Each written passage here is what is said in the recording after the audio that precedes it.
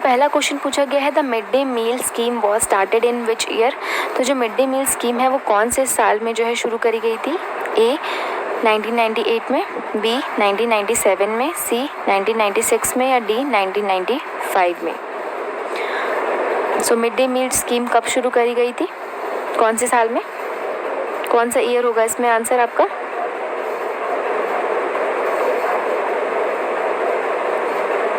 तो इसका जो राइट आंसर हो जाएगा वो हो जाएगा इन 1995 में मिड डे मील स्कीम जो है स्टार्ट करी गई थी। तो 1995 में जो स्कीम है ये जो है लागू करी गई थी। 1995 आपका राइट आंसर हो जाएगा। और बेसिकली कौन से सेक्टर्स को ये कवर करती है? ये करती है education and health care sector को। तो डी 1995 इसका राइट आंसर हो जाएगा। उसके बाद नेक्स्ट क्वेश्चन पर आते हैं। Next question CARE stands for, यानी CARE स्टैंड्स फॉर। तो इसमें ऑप्शंस दिए हैं A credit analysis and research limited, B cash available resources, C credit advance research या डी नन ऑफ दीज। तो केयर स्टैंड्स फॉर इसका फुल फॉर्म क्या हो जाएगा? तो इसका जो राइट फुल फॉर्म हो जाएगा वो हो जाएगा credit analysis and research limited. तो आपका राइट आंसर हो जाएगा ए। तो ए इसका राइट आंसर हो जाएगा। और इसका हेडक्वार्टर कहाँ पे है? इसका हेडक्वार्टर है मुंबई में। तो CARE stands for credit analysis and research limited और इसका हेडक्वार्टर है मुंबई में। और उसके बाद नेक्स्ट क्वेश्चन देखते हैं। तो नेक्स्ट क्वेश्चन में पूछा है first factory of cotton textile in India. तो पहला जो फैक्ट्री है कॉटन टेक्सटाइल की कब स्टैब्लिश हुई? तो इसमें ऑप्शंस दे रखे हैं ए 1876, बी 1865, सी 1818 या डी नन ऑफ दीज। तो जो first factory of cotton textile है वो कब स्टैब्लिश हुई और कहाँ पर स्टैब्लिश हुई ये भी आपको बताना है।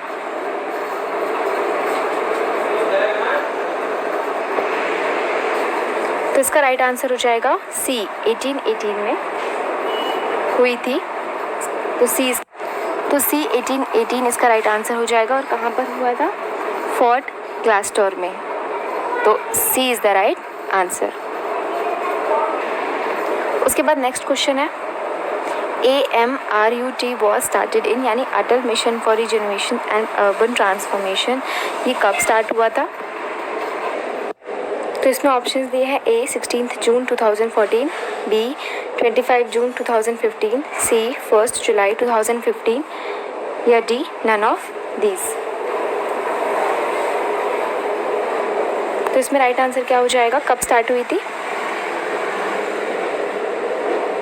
तो B 25 June 2015 is the right answer, यानी बी आपका राइट आंसर हो जाएगा। 25 June 2015 is the right answer. उसके बाद नेक्स्ट क्वेश्चन पर आते हैं। नेक्स्ट क्वेश्चन में पूछा गया है the general theory of employment interest and money is given by. ये थ्योरी किसके द्वारा दी गई है? ए स्मिथ के, बी मार्शल के, सी केन्स के या D none of these. So the general theory of employment interest in money, ये थ्योरी किसने दी है? तो इसका जो राइट आंसर हो जाएगा वो हो जाएगा सी। तो ये केन्स के द्वारा दी गई है। तो सी इज द राइट आंसर। तो सी आपका राइट आंसर हो जाएगा। नेक्स्ट क्वेश्चन में पूछा है goodwill helps firm bring dash profit, A excess, B less, C similar या डी ऑल ऑफ दीज। तो इसका राइट आंसर क्या हो जाएगा? Goodwill helps firm bring dash profit, which profit is the right answer? Goodwill help firms bring excess profit. तो A excess is the right answer. उसके बाद next question पर आते हैं। नेक्स्ट क्वेश्चन में पूछा गया है dash refers to a specific number of year for which business will earn same amount of profit because of it past efforts, यानी क्या वर्षों की एक विशिष्ट संख्या को संदर्भित करता है जिसके लिए व्यवसाय अपने पिछले प्रयासों के कारण समान लाभ अर्जित करेगा। A amount of profits, B span of years, C numbers of years purchase या फिर डी टाइम ऑफ प्रॉफिट। तो क्या हो जाएगा इसका right answer? which refers to a specific number of years for which business will earn same amount of profit because of its past efforts. ये हो जाएगा आपका number of years purchase से डिफाइन करता है. उसके बाद नेक्स्ट क्वेश्चन है सब्सक्राइब कैपिटल इज.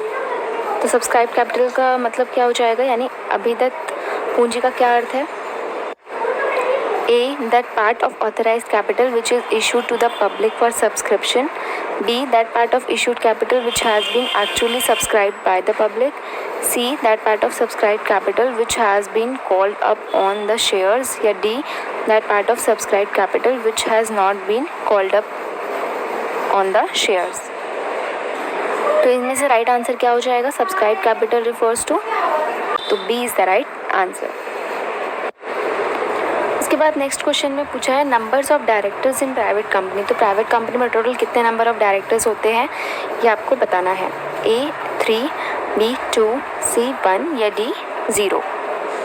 तो number of directors in private company is क्या हो जाएगा राइट आंसर. तो उसका राइट आंसर हो जाएगा 2 होते हैं. तो B आपका राइट आंसर हो जाएगा. 2 is the right answer. Then after हम नेक्स्ट क्वेश्चन पर आते हैं. नेक्स्ट क्वेश्चन में पूछा है the minimum limit of called up money for private company are. A 2 lakhs, B 4 lakhs, C 1 lakh या D none of these. तो इसका राइट आंसर क्या हो जाएगा. मिनिमम लिमिट क्या होती है. तो इसका राइट आंसर हो जाएगा 1 लाख. तो सी आपका राइट आंसर हो जाएगा. उसके बाद नेक्स्ट क्वेश्चन पर आते हैं. नेक्स्ट क्वेश्चन में पूछा गया है amount provided for any known liability whose amount as yet is uncertain is known as. A liability, B reserve, C provision या डी नन ऑफ दीज. तो इसमें बताना है किसी भी ज्ञात दायित्व के लिए प्रदान की गई राशि जिसकी राशि अभी तक अनिश्चित है वो किसके रूप में जानी जाती है. ए लायबिलिटी के, बी रिजर्व के, सी प्रोविजन के या डी नन ऑफ दीज इनमें से कोई भी नहीं. तो इसका राइट आंसर क्या हो जाएगा. सी प्रोविजन के रूप में जानी जाती है. तो C provision is the right answer. It is known as provision. उसके बाद नेक्स्ट क्वेश्चन पर आते हैं. नेक्स्ट क्वेश्चन में पूछा गया है provisions for which the related claims are expected to be settled beyond 12 months और in operating cycles are classified as. A long term provisions, B short term provisions, C not shown in the balance sheet या D none of these. तो इसका मतलब है जिन प्रावधानों के लिए संबंधित दावों को 12 महीने से अधिक समय तक निपटाने की उम्मीद है या फिर एक संचालन चक्र के रूप में वर्गीकृत किया गया है. तो इसका राइट आंसर क्या हो जाएगा. तो इसका राइट आंसर हो जाएगा A long term provision which is classified as long term provisions. तो उसे क्या कहते हैं दीर्घकालिक प्रावधान. तो ए आपका राइट आंसर हो जाएगा. तो A is the right answer. उसके बाद नेक्स्ट क्वेश्चन पर आते हैं. नेक्स्ट क्वेश्चन में पूछा है which of the following function of marketing helps in making product more attractive and improving its performance. A marketing planning, B product designing and development, C branding या D promotion. तो इनमें से कौन सा एक कार्य उत्पादक को अधिक आकर्षक बनाने और उसके प्रदर्शन में सुधार करने में मदद करता है. क्या हो जाएगा इसका राइट आंसर. तो इसका राइट आंसर हो जाएगा product designing and development helps in making product more attractive and improving its performance. तो B इसका राइट आंसर हो जाएगा. तो it helps to make product more attractive and improving its performance. तो B इसका right answer हो जाएगा. उसके बाद नेक्स्ट क्वेश्चन पर आते हैं. नेक्स्ट क्वेश्चन में पूछा गया है planning reduces creativity as the people in an organisations are not permitted to deviate from plans. क्या ये ट्रू है. ये स्टेटमेंट बताना है आपको ट्रू है, फॉल्स है या कांट से है या पार्शियली ट्रू है. यानी नियोजन रचनात्मक को कम करता है क्योंकि संगठन में लोगों को योजनाओं से विचलित होने की अनुमति नहीं है.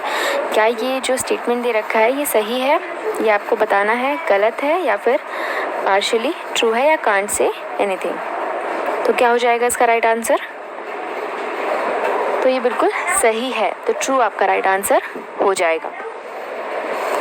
तो A is the right answer. उसके बाद नेक्स्ट क्वेश्चन पर आते हैं। इस क्वेश्चन में पूछा गया है which of the following refers to that process of assigning a distinctive name और symbol to a product by which it can be known, remember और आइडेंटिफाइड। निम्नलिखित में से कौन सा किसी उत्पाद को एक विशिष्ट नाम या प्रतीक निर्दिष्ट करने की उस प्रतिक्रिया को संदर्भित करता है जिसके द्वारा उसे जाना, याद और पहचाना जा सकता है? ए ट्रेडमार्क, बी प्रोडक्ट मिक्स, सी ब्रांडिंग या डी पैकेजिंग। तो इनमें से क्या हो जाएगा right answer? Which refers to the process of assigning a distinctive name or symbol to a product by which it can be known, remembered or identified. तो इसका right answer क्या हो जाएगा? ब्रांडिंग। ब्रांड के थ्रू हम जान लेते हैं कि हम जो प्रोडक्ट है वो कैसा है, क्या ब्रांडिंग से ही उसकी पहचान होती है। तो ब्रांडिंग इसका राइट आंसर हो जाएगा।